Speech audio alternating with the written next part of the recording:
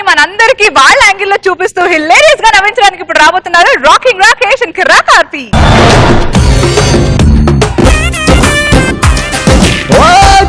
జారిపోయింది మంట కలిసిపోయింది ఈ నా జీవితం దేవుడా ఇంకోసారి ఇవ్వవా నా జీవితాన్ని నాకు ఇవ్వవా. హైదరాబాద్ లో అపార్ట్మెంట్ లో బతికే కన్నా కూడా ఫుట్పాత్ మీద బతకడం నయము, న్యాయము, సులభము, సౌఖ్యము. ఎందుకంటే రోడ్డు మీద 24 గంటలు నీళ్లు పోతూనే ఉంటాయి. అవి ఏంటి అని మనకు సంబంధం లేదు. పని పూర్తి అయితే చాలు మనకి. ఇంకా ఆకలి అంటావా, ఎవడో ఒకడు అడుగు తిని అలా వేసి పోతా ఉంటాడు. జీవితం చాలా సాదా సీదాగా ఉంటది. జీవితంలో నాకు ఎంత ఉన్నా కూడా ఎక్కడో కొంచెం బాధ. ఫుట్పాత్ మీద పడుకుంటే తోడు లేకపోయా, లోపల రాత్రి ఏదో దేవుళ్ళు కొట్టుకుంటా ఉంటాయి, నాకు నేను ఏదో గోక్కుంటానే ఉంటా. ఏదో కావాలనిపిస్తా ఉండదు. అయినా ఏం చేయగలం మనం? ఓయమ్మో లేట్ అయిపోయింది, నేను ఇప్పుడు పడుకోవాలి, ఎందుకంటే ఉదయం లేసి మళ్ళీ పడుకోవాలా.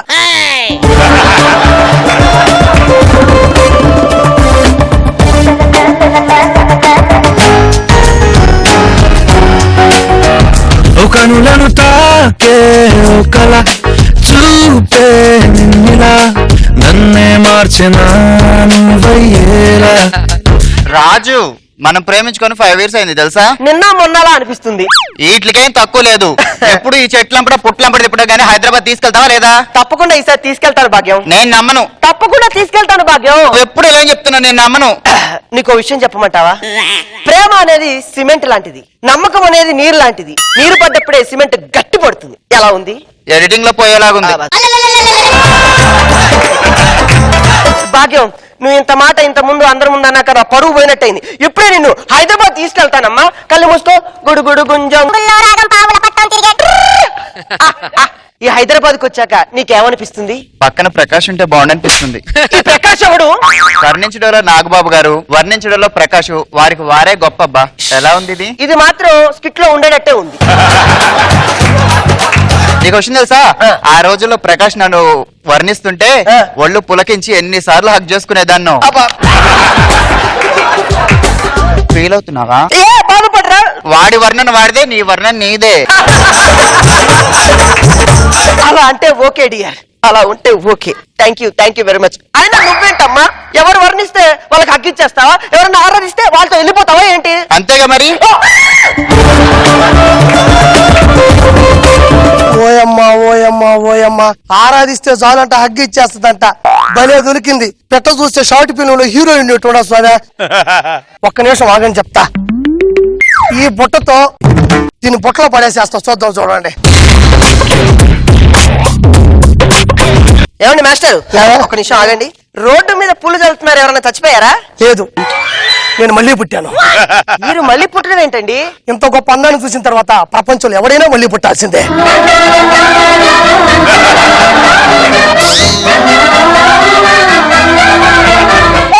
ఒక్క నిమిషం అండి. ఏంటి ఏం వెతుకుతున్నావు? ఇంత గొప్ప అందాన్ని పడేసిన మీకు ఎక్కడో మచ్చ ఉండాలి కదా సార్, అది ఎక్కడుందని వెతుకుతా ఉండా.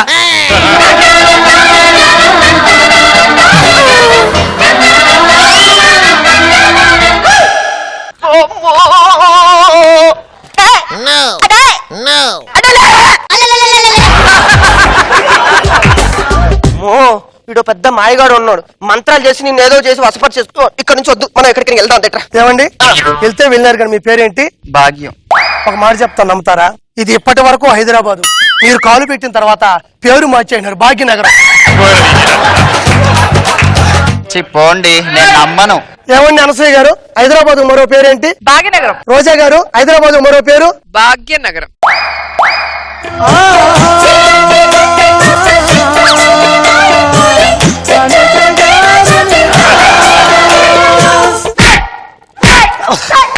ఏమైంది రాజు? తెలిసి చేస్తావో తెలుగు చేస్తావో తెలియదు. ఏమైంది రాజు అని? అమ్మో, ఇక్కడ నువ్వెవరిని చూస్తావు అన్నట్లు పడిపోకూడదమ్మా, ఓకేనా? అర్థమైందా? బంగారు తల్లి కదా. రాజు, ఏంటి? నువ్వు చార్మినార్ సిగరెట్ తాగేటప్పుడు నాతో మాట గుర్తుందా? గుర్తుంది. ఇదే చివరి సిగరెట్ అని అబద్ధం చెప్పాను. అది కాదు రాజు, నాతో ఆ మాట అన్నావే. ఏ మాట అన్నారు? చార్మినార్ చూపిస్తానని. మన హైదరాబాద్ లో ఉన్నావు, నీకు చార్మినార్ కదా కావాల్సింది. ఇదిగో చార్మినార్. వావ్, చార్మినార్ సూపర్ గా ఉంది రాజు. Thank you. అవును, దీన్ని అసలు ఎందుకు గొప్పదంటారు చెప్పవా? సినిమాలో చార్మి ఎంత ఫేమస్, హైదరాబాద్ లో చార్మినార్ అంత ఫేమస్.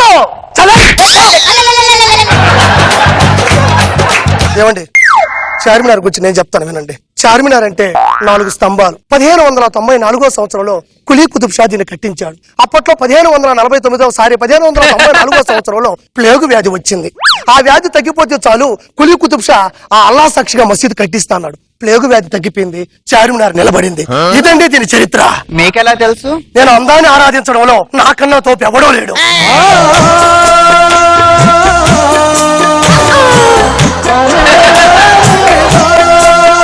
బంగారం తప్పు కదా నాన్న. చూడండి నేను ఎక్కడ తీసుకొచ్చిన. సరే గాని రాజు, నెక్లెస్ రోడ్ తీసుకెళ్తానన్నావు. ఇదిగో నెక్లెస్ రోడ్ ఇదే. వావ్, చాలా బాగుంది రాజు. మరి దీని గురించి ఏమిస్తావు? దీని గురించి చెప్పాలంటే నాకేం తెలుసు, వాడు వస్తే ఏదో ఒకటి చెప్పేస్తాడు.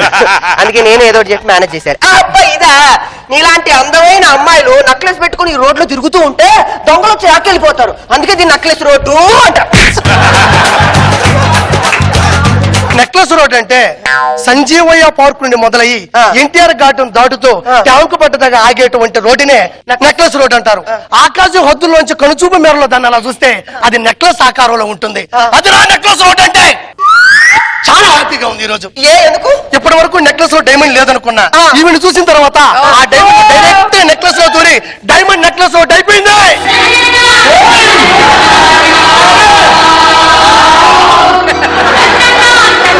భాగ్యం, పెద్దోళ్ళు చూస్తున్నారు.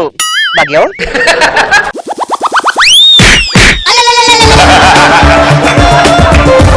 ఏమండి, మళ్ళీ ఏం చేస్తా? మీరు వెళ్తా ఉనండి, నేను గ్లూకోజ్ బాటిల్ దేవుడి పటాల దగ్గర పెట్టేసి వస్తా. దేవుడి పట్టాల దగ్గర ఎవరన్నా అగరబత్తులు పెడతాడు, లేకపోతే భక్తిగా అరటి పండు పెడతాడు. నువ్వేంటే గ్లూకోజ్ బాటిల్ పెడుతున్నావు? అందమైన ఈ శిల్పాన్ని ఆ భగవంతుడు చెక్కి చెక్కి కలిసిపోయినట్టున్నాడు. గ్లూకోజ్ పెడితే ఎనర్జెటికల్ గా కొంచెం మాట్లాడతాడని.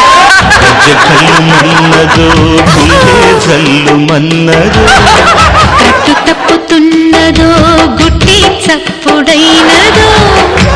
వామ్మో వామ్మో, ఇంకా నీకు లేదు భాగ్యం. ఇంకొద్దమ్మా, మనకి హైదరాబాద్ వద్దు. మన ఊరు మనం వెళ్ళిపోదాం. వచ్చి ఇటు వచ్చి. వదులు వదులు, నువ్వెవడు? రే రే, ఏం జరుగుతుందిరా ఇక్కడ? స్కోర్ బోర్డ్ అన్నాక జడ్జెస్ చేతిలో ఉండాలి. నాలాంటి అందమైన అమ్మాయి ఇలాంటి వాడి చేతిలో ఉండాలి. అది కాదు బంగారం. ఖచ్చితంగా ప్రోమోలు వేస్తారు. రా, నువ్వు వెళ్ళి నేను వస్తా. గురువు గారు, నీలాంటి ఒకటికి తినడానికి పూతరేకులు ఇస్తే ఇంటి మీద గొప్పకోవడానికి వాడుకున్నట్టు రేకులు అనుకోని.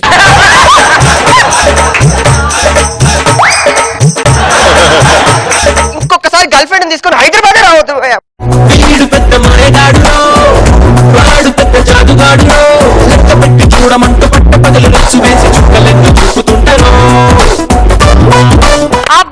అబ్బా, ఆర్పి ఈ రోజు చెప్పిన డైలాగ్స్ ఎంత మంది బుక్స్ లలో రాసేసుకున్నారు. అసలు అమ్మాయిని పడేయడానికి చెప్పాల్సిందా ఇప్పుడు జడ్జెస్ చెప్తారు.